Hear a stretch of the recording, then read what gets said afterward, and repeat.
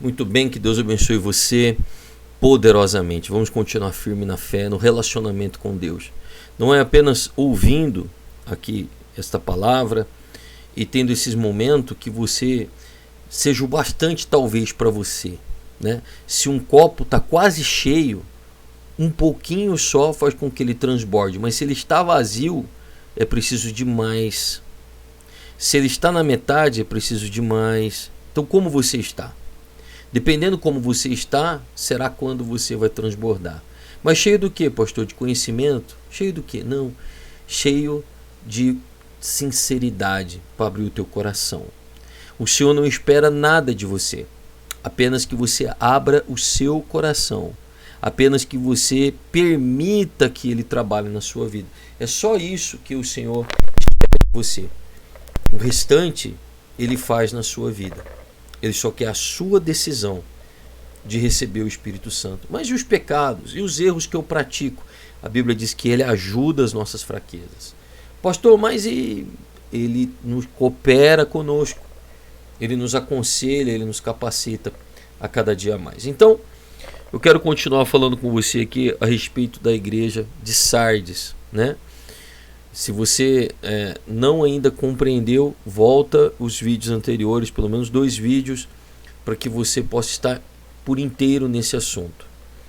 João, no livro de Apocalipse, recebeu do próprio Jesus uma ordem de escrever uma carta para cada igreja, que eram 7 igrejas relevantes naquela época, 7 cartas, uma para cada pastor. Cada pastor eram homens na mão de Deus, mas nem todas as igrejas estavam realmente alinhadas com o pastor, né? Alinhadas com o seu pastor da sua igreja. Então, a igreja, por exemplo, que nós estamos estudando aqui, é a igreja de Sardes. Então o Senhor Jesus mandou uma carta para eles, através de João, que ele escrevia esta carta. Sardes era uma igreja que estava morta e estava morrendo porque lhe faltava obras. Ela tinha fé, mas não tinha obras. Sardes era uma igreja que ela estava confiada em si mesma, porque ela era rica, porque ela estava construída em cima de uma grande muralha de pedra, de um penhasco grande. Havia um riacho que passava no meio dela.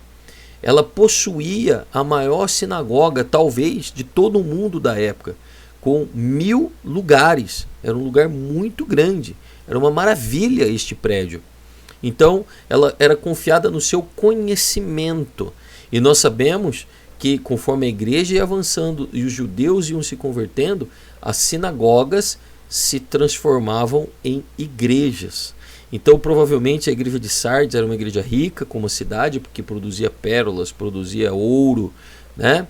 Era uma igreja rica, porque havia muito comércio de roupas, e era uma igreja, provavelmente, principal ali, porque estava numa cidade principal. E havia muitas pessoas que começavam a disputar conhecimento, e por isso elas não praticavam o que viviam, e por isso elas eram mortas. Confiavam muito em si mesmas, por causa do seu poder, eram autossuficientes e deixavam de confiar no Senhor. Então, eram mais suscetíveis àquilo que o Senhor dava do que ao próprio Senhor. Então, Sardes era uma igreja que não era atenta. Por isso, então, o Senhor Jesus disse que viria como um ladrão no meio da noite, né? De surpresa. E aí o texto continua dizendo aqui a respeito daqueles que não se contaminaram. Quem que não se contaminou? Quem que não sujou suas vestes? Eu expliquei ontem que as vestes representam a justiça de Cristo, ou seja, nós somos aceitos por Deus através da morte de Jesus. A morte de Jesus foi justiça, pagou a nossa conta. Então nós somos vestidos com a glória de Deus, assim como Adão era vestido por Deus e perdeu a sua glória. Agora, através de Jesus, nós ganhamos a glória de Deus. Então, quando o Senhor Jesus nos vê, não vê o nosso pecado, mas vê a justiça de Cristo em nossas vidas. Ela é como se fosse um vestido. É como se você andasse no meio de cobradores com o recibo de uma conta paga, né? Então as pessoas querem te cobrar, mas você está com o recibo, está aqui, eu paguei. Então o que acontece? O nosso entendimento, qual que é? É que as pessoas contaminavam as suas vestes como? Confiando em si mesmas, acreditando em si mesmas. Lhes faltava sabedoria. É por isso que, juntamente na visão que João viu, que ele viu as igrejas através dos castiçais, ele viu os Espíritos de Deus, que através, ele viu as estrelas, que são os anjos da igreja, que são os pastores, também ele viu os 7 Espíritos de Deus. Os 7 Espíritos de Deus são os atributos do Espírito Santo que conduz a igreja. Então, espírito de temor, espírito que dá sabedoria, espírito do Senhor, espírito de consolo, então, de conselho. Então, essa forma que o Espírito Santo trabalha é trazendo para a igreja condições para que ela assuma o seu papel. Qual é o papel da igreja? Ser luz, iluminar. Então, o nosso papel é ser luz. E Sardes estava morta, então por isso estava sem luz. Tinha perdido a sua função de igreja. Então, alguns não contaminaram, ou seja, continuaram confiando no Senhor. E por continuarem confiando no Senhor, e não em si, e não na sua igreja, e não naquilo que eles tinham, eles eram retos agora, justos diante de Cristo, e por isso a Bíblia diz que eles eram dignos. Andarão comigo vestidos de branco, pois são dignos. Ora, a Bíblia não fala em nenhum lugar que nós somos dignos, mas aqui fala. Dignos são aqueles que não confiam em si, mas confiam em Cristo. Dignos são aqueles que não trocam a bênção pelo abençoador. Dignos são aqueles que entendem que tudo que eles têm vem de Deus e que a dependência deles vem de Deus. Então, para compreender isso, precisa ter o quê? Sabedoria. E eles se tornavam dignos pelas obras que eles praticavam, porque os outros não conseguiam. Os outros eram mortos, porque a fé sem obras ela é morta. Então agora ele continua dizendo no versículo 5 que esses são vencedores, e o vencedor será igualmente vestido de branco. Jamais apagarei seu nome no livro da vida. Aqui então vem também mais uma promessa do Senhor. Quem são os vencedores? Os vencedores é aqueles que estavam com suas vestes manchadas, mas agora eles mudaram de ideia. Mudaram o seu coração através dessa palavra. Então a Bíblia diz que eles são vencedores.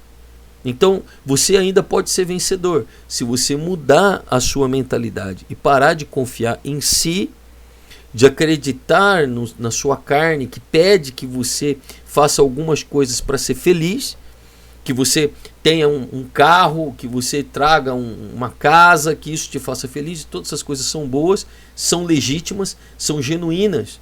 E você pode ter uma boa casa, um bom carro, ser feliz, viajar, ter dinheiro à vontade, cartão de crédito sem limite, tudo é bom. Mas isso não pode ser a sua confiança.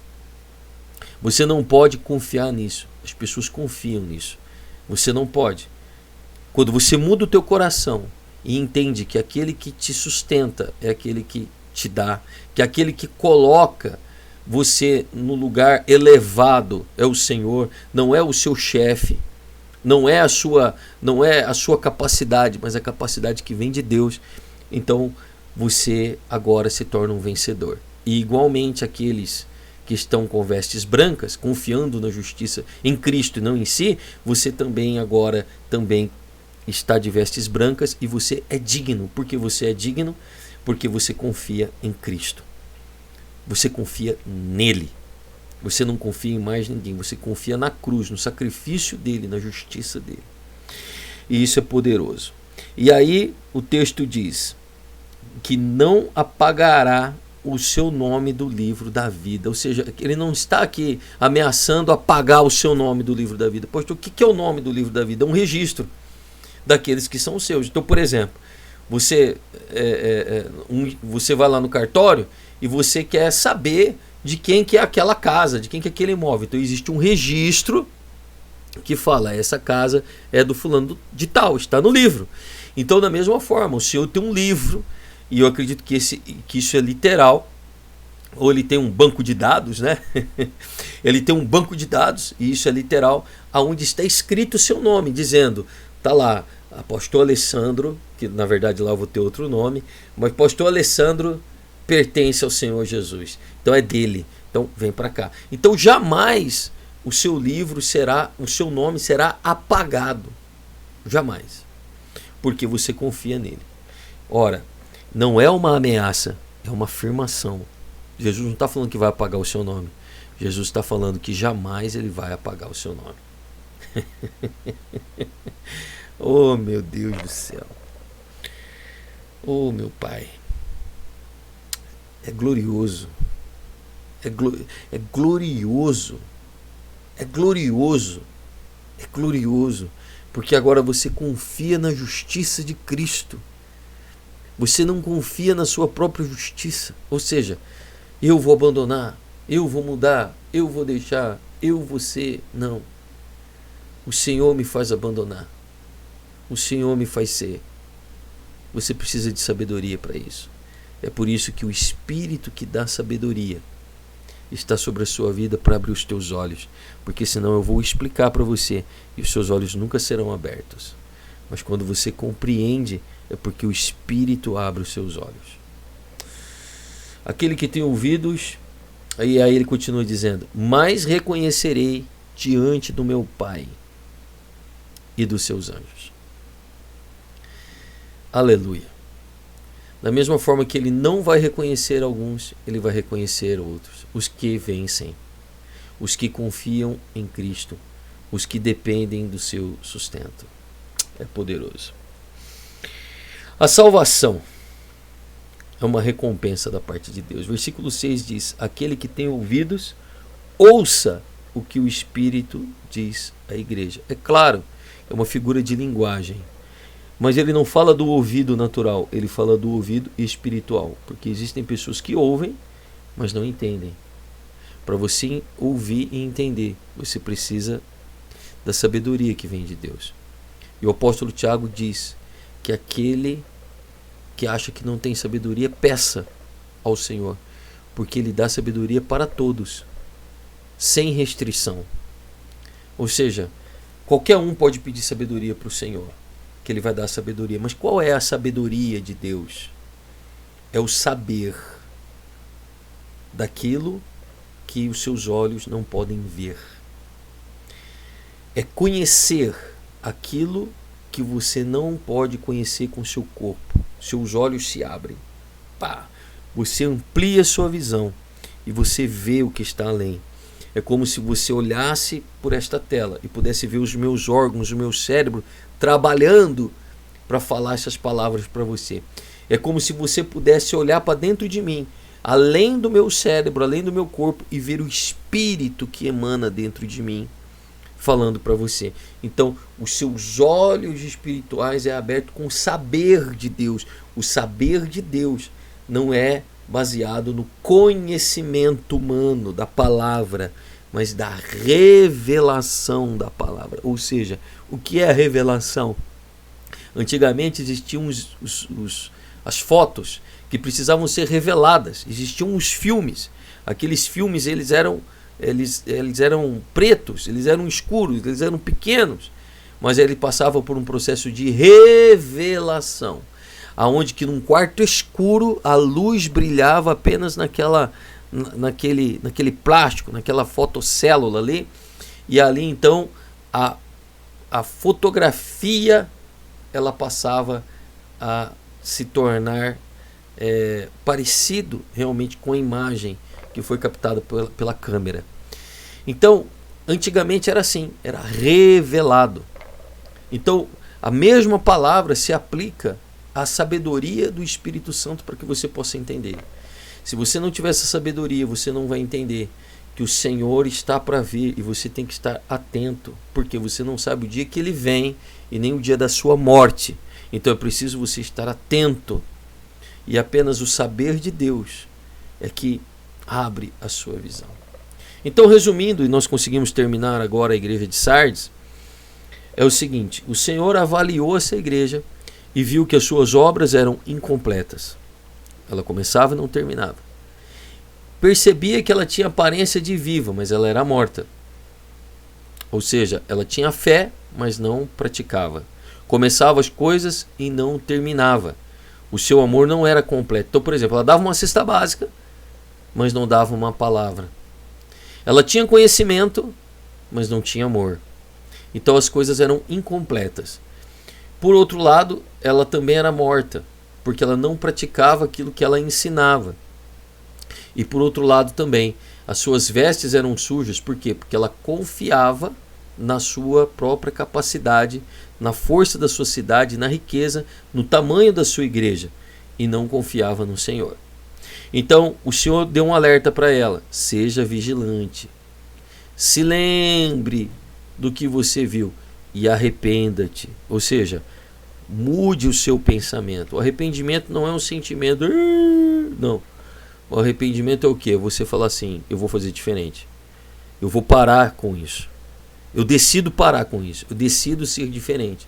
Isso é arrependimento. Quem vai te capacitar para realmente mudar é o Espírito Santo na sua vida. Então, para tudo isso, você precisa de sabedoria, o espírito de sabedoria. E agora, então, ele nos dá uma recompensa. Ele diz que aqueles que não estão com as suas vestes manchadas, eles vão andar com Cristo. Ele diz que aqueles que mudarem os seus pensamentos serão vencedores. Ele diz então que vai reconhecer esses que mudaram os seus pensamentos e desejam ter uma vida com Deus, vão reconhecer diante de Deus. Então a palavra de Deus, ela é viva e poderosa para mudar a nossa vida. Que esta palavra possa ter penetrado no seu coração e encontrado um coração fértil e aberto para o Senhor. Quando você recebe o Espírito Santo, meu amigo, minha amiga, você não precisa ficar procurando coaches, ficar procurando conselhos. O Espírito Santo é o teu conselho. Você se meteu num problema muito grande, mas o Senhor está com você. Talvez o teu ego te levou longe demais e te abandonou lá, mas o Senhor não te abandona. Ele te traz de volta. Amém? Deus abençoe sua vida. Nós vamos orar agora, mas antes eu gostaria que você curtisse o vídeo, se você ainda não curtiu, e que você apertasse o botão aí compartilhar e compartilhasse esse vídeo para mais pessoas, para que mais pessoas possam receber da parte de Deus nesse momento as coisas do alto, tá bom? Deus abençoe você. Eu quero estar orando por você. E lembrando que no dia 28, 29 e 30 nós teremos então a nossa conferência de milagres, a nossa conferência do poder do Espírito Santo. E é muito importante que, além de você estar presente todos os dias, que você se programe em nome de Jesus, para que você esteja trazendo as pessoas, porque serão muitas bênçãos, muitos milagres e muitas coisas espirituais que vão acontecer. Tá bom? Você crê nisso? Então vamos na fé, vamos com Deus, vamos falar com Ele, vamos falar com o Espírito Santo agora, em nome do Senhor Jesus. Meu Deus e meu Pai, a Tua palavra é o conhecimento, mas a Tua sabedoria é a revelação. Senhor, muitas vezes nós confiamos em nós e deixamos de confiar em Ti. Cada vez que nós confiamos em nós, é uma manchinha ali nos nossos vestidos. Mas todas as vezes que nós confiamos em Ti, Senhor, nós estamos firmes no propósito de andar na Tua presença. Meu Deus, em nome de Jesus eu te peço agora, meu Pai, trabalha em cada vida. Meu Deus, transborda cada um, para que nós possamos olhar para Ti e não olhar para nós assim como aquela igreja olhava. Mas sabemos que era a Tua igreja, que o Senhor amava. E por isso o Senhor fez uma promessa a eles. E essa promessa é para nós. Nunca o Senhor vai apagar o nosso nome. Nós seremos vencedores. Continuaremos na Tua presença. Senhor, se essa pessoa não é batizada, batiza agora em nome de Jesus. Se ela não está cheia, enche agora com o Teu Espírito Santo. Esteja sobre a vida dela. É isso que nós pedimos e te agradecemos em nome de Jesus.